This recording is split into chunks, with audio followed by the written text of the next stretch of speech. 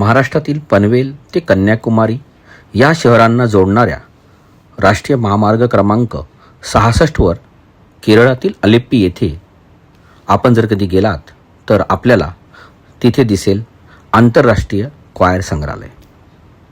केरळचे तत्कालीन मुख्यमंत्री ओमेन चंडी यांनी 27 मे 2014 रोजी या संग्रहालयाचं उद्घाटन केलं. भारत सरकारच्या क्वायर मंडळाला 60 वर्षे झाली, त्यानिमित्त या संग्रहालयाची उभारणी करण्यात आली.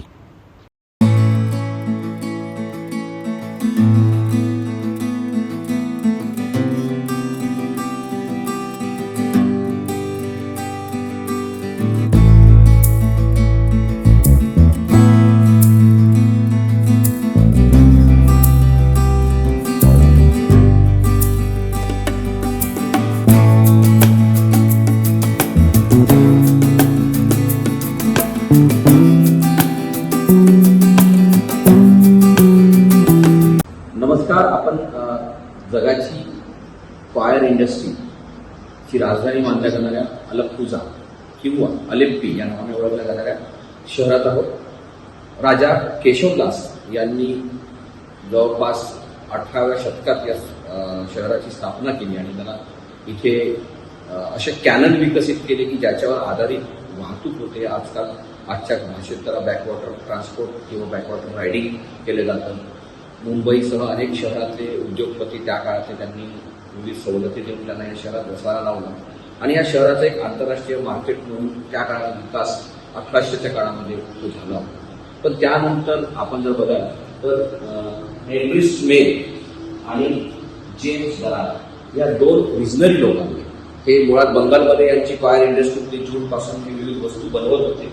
नारळाच्या काथ्यापासून वस्तू बनवतात, त्याला क्वायर इंडस्ट्री म्हणतात, आपल्याला कल्पना आहे. तर ते लोक त्यांना असं वाटलं की अलेप्पीमध्ये जाऊन आपण बघावं की तिथं किती मोठी इंडस्ट्री या संदर्भात आहे. आपण त्यांचे चित्र बघतोय तर ते त्यांचे जो टेक्निशियन चक्रजी आणि मुखर्जी यांना घेऊन 1859 इथे आले. त्यांनी दरार स्मेल अँड कंपनी हे तयार केली आणि तिथून त्यांनी अनेक क्वायरचे प्रोडक्ट्स, इनोव्हेटिव्ह प्रोडक्ट्स त्यांनी निर्माण केले. त्याच्यात त्याला खूप मोठं यश मिळालं. त्यांचं यश बघून जगातल्या अनेक मोठ्या कंपन्या त्या काळात इथे आलेल्या आहेत. अनेक राजघराण्यांनी इथल्या कंपन्यांमध्ये गुंतवणूक केली आणि हळूहळू भारताचं किंवा जगाचं क्वायर इंडस्ट्रीचं कॅपिटल किंवा राजधानी म्हणून आपण अगदी सुरुवातीच्या काळातले हे सगळे बघू शकता. ही इंडस्ट्री आहे आणि आज फार मोठ्या पातळीवर हे क्वायरची इंडस्ट्री अलेप्पीमध्ये झाले आणि हा सगळा इतिहास भारत सरकारच्या क्वायर बोर्डने म्युझियमच्या स्वरूपात मांडलेला आहे. तो आपण अलेप्पीला येऊन नक्की बघावा. तर आपण पाहत आहोत ती आहे यंत्रसामुग्री.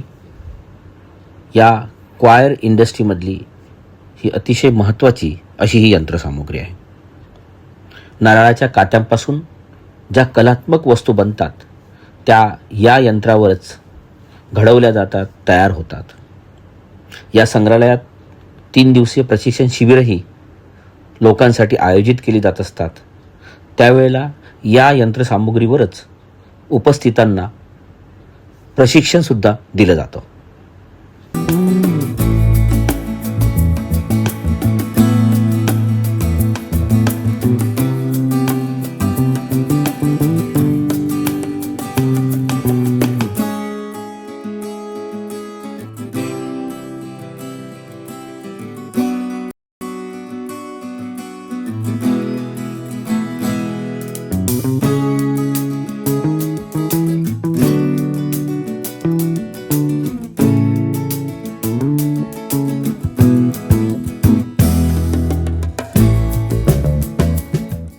या तुमचं स्वागत आहे क्वायर पासून बनलेल्या घरामध्ये. बघा किती अतिशय कल्पकतेने घर बनवलेलं आहे. दिव्याच्या भोवती लावलेले हे सगळे क्वायर पासून बनलेले आहे. क्वायर पासूनच जणू काही पात्राचं घरटं वाटावं अशा पद्धतीने वस्तू बनलेल्या आहेत.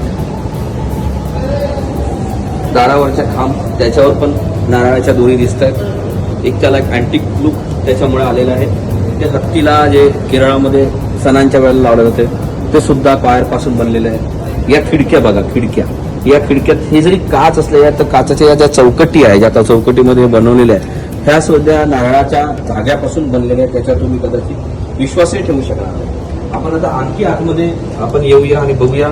हे बघा, हा दरवाजा बघा, हा सुद्धा नारळापासून बनलेला आहे आणि अतिशय सुंदर आणि सुबक असा बनलेला आहे. वेस्ट टाकाऊपासून टिकाऊ शब्दापेक्षाही अतिशय कल्पक आणि सुंदर वस्तू कशा बनवाव्या याचं प्रात्यक्षिक बघा. या घराच्या सगळ्या भिंती, छत, हे सगळं काही नारळाच्या पासून बनलेलं आहे. या सगळ्या वस्तू या सगळ्या नारळाच्या पासून बनलेल्या आहेत. आपण बघू शकता विविध गोष्टी आहेत त्याच्यामध्ये. वॉल हँगिंग नारळाच्या याच्यापासून आहे. ही कल्पक कलाकृती नारळाच्या काथ्यापासून बनलेली आहे. ही टोपी ही सुद्धा नारळाच्या काथ्यापासून बनलेली आहे आणि ही तुम्ही ती सहज घालू शकता आणि अगदी कल्पकतेने बनवलेल्या या टोपीचा आनंदही घेऊ शकता. इतक्या सुंदर या टोपी बनवलेल्या आहेत. गजराज आहेत, केरळचं प्रतीक असलेल्या या सगळ्या गोष्टी, सगळं काही आपण बनलेलं आहे. त्यांच्या बेडरूम मध्ये पण जाऊन बघूया. दार तर आहेच, पण तिथं बनलेले बऱ्याचशा गोष्टी या नारळापासून बनलेल्या आहेत. आपण बघू शकता हा टेबल असेल. फुलदाणी पण बघा, फुलदाणी पण खूप सुंदर आहे. हे चित्र रंगवलेलं नाही तर हे नारळाच्या काथ्यांपासून बनवून कल्पकतेने रंगवण्यात आलेलं आहे. आपण घरात तुम्हाला योगा मॅट आहे, ती सुद्धा नारळाच्या काथ्यापासून बनलेली आहे. आणि नारळाच्या काथ्यापासून मॅट बनते आपल्याला माहित आहे, पण हे बघा किती सुंदर पद्धतीने खादीचा हे बनवलेलं आहे. जसं खादीचं दिसतं तसं हे आहे. आणि ही जाळी एक प्रकारे सेपरेट, दोन कक्षांना सेपरेट करणारी जाळी आहे. ती सुद्धा नारळापासून बनवली आहे.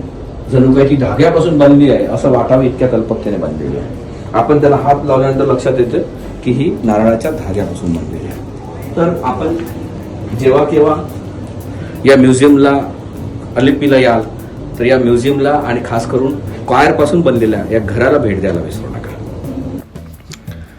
केरळमधील या क्वायर संग्रहालयाची आजच्या भागात आपण माहिती घेतली.